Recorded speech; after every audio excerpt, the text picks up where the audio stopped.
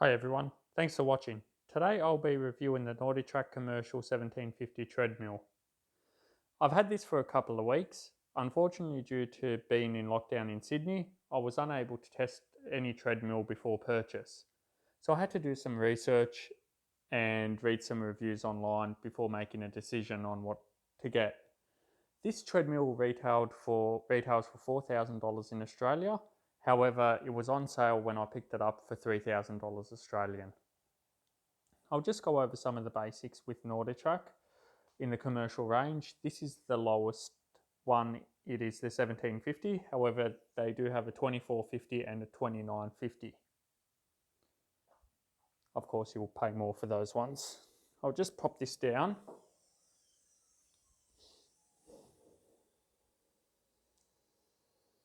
It will rest itself. Also, one thing I do recommend is if it is on tiles, that you also do purchase a treadmill mat with it, whether it be an nordictrack or not. I always just like to put it on the mat to prevent any damage from the tiles. Within this price range, I noticed that it was the widest running track available within the $3,000 price range, which is one of the deciding factors for me to actually purchase this. I wanted a good wide running track, a little bit of a brief history on myself on running.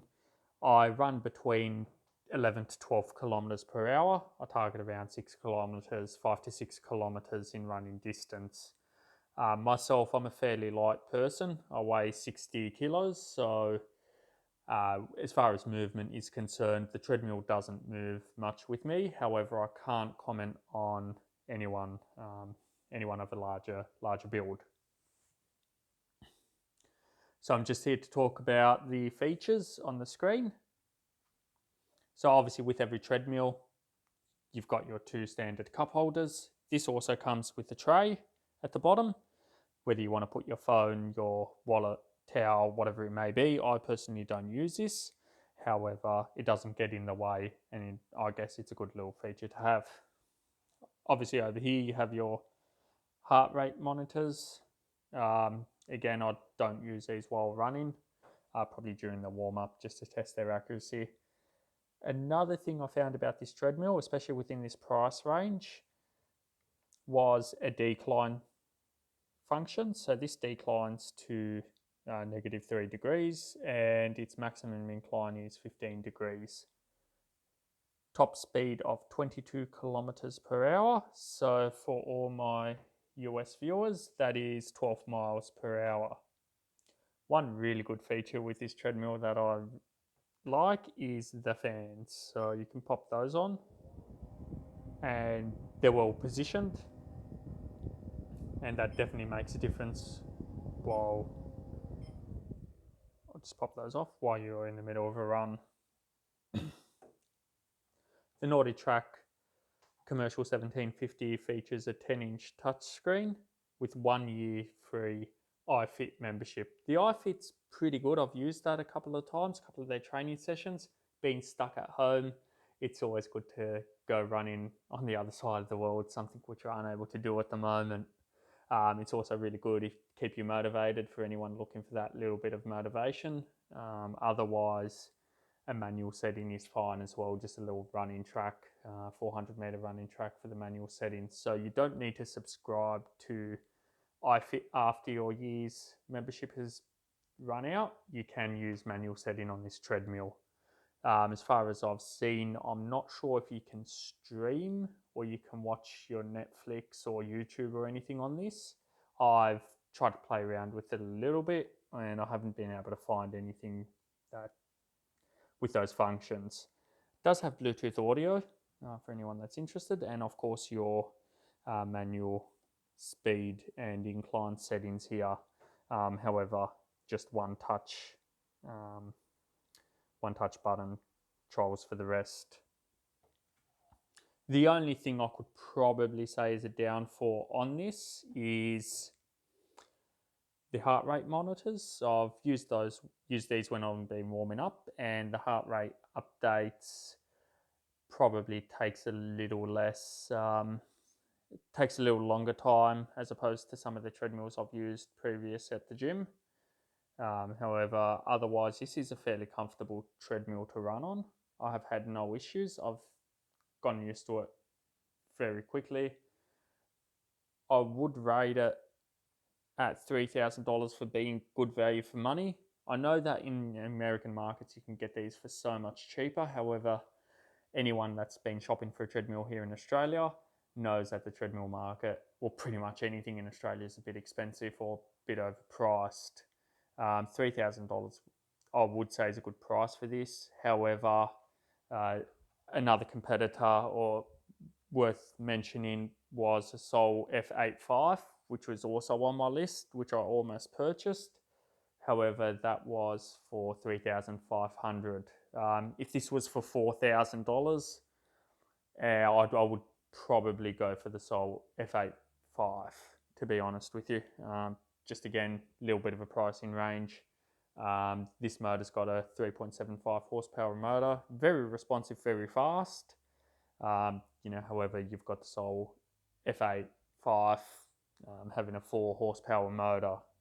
The only thing that I thought when purchasing this that may be an issue was going to be the screen size. I thought it may be too small. However, it is perfect.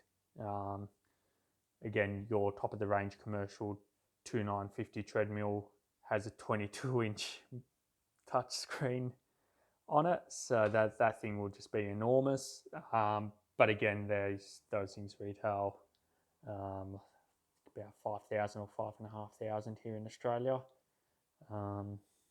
So value for money for $3,000 for this treadmill. I would recommend. Anything over, I'd probably say there may be better competition. But for putting such a large investment on this treadmill, I would say that I'm fairly satisfied with it. The last thing I would have wanted to do was spend a large sum of money on a treadmill that I wasn't happy with, that I wouldn't be used to running with. So what I'll do now is I'll just pop it on and just give you a quick demonstration of noise. So I'll just pop on a quick run. I'll do a manual start. So what I'll do is I'll do a warm up and I'll step off the treadmill and I'll pick it up some speed. Stand back a bit and give you, so this is 2 kilometers an hour. So I'll bump it up to about 12 kilometers an hour. It's about the speed I'll run it. Let's give you a listen.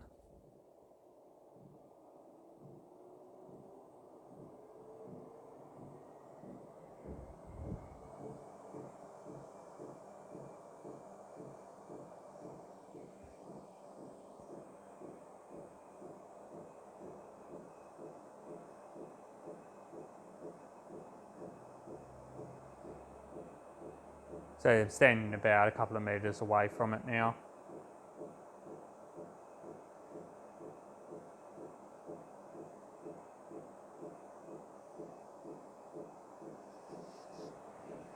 What I'll also do is I'll also lift the incline to show you. We'll lift it to a 15-degree incline. You'll watch that come up.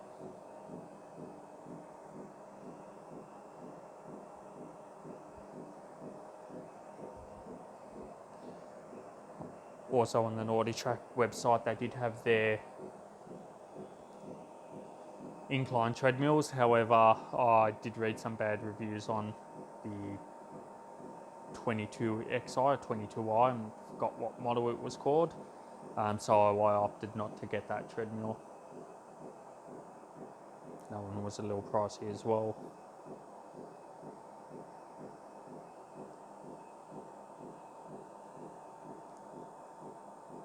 So again, this treadmill, so this speed is 12 kilometers per hour, and I've just stepped up the incline to the max 15. Just to give you viewers a bit of a sound of how the treadmill is.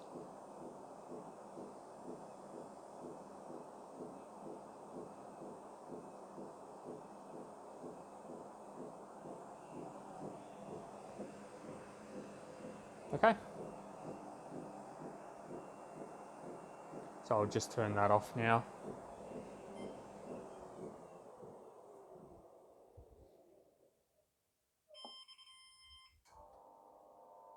Of course, that will lower itself. So as mentioned earlier, it was a toss up between the nordictrack 1750 and the Soul F85 for me. In the end, this one was on promotion, and I thought, for $3,000, saving myself $1,000, thought it would have been worth the money. I read some good reviews on it and watched some good videos. Treadmill market is a bit pricey here in Australia for any of our US viewers. Even with the currency conversion, I know that you can get these for pretty cheap in the United States. However, with shipping costs here and taxes, there's just there's no competitive market here. And I really didn't want to end up with a cheap treadmill. I wanted to get one right and have a good commercial grade one, a good long lasting treadmill. But I hope that helps your decision, and if you do have any questions, please do pop them into the comment section and I'll be sure to answer any questions that you have. Thanks for watching.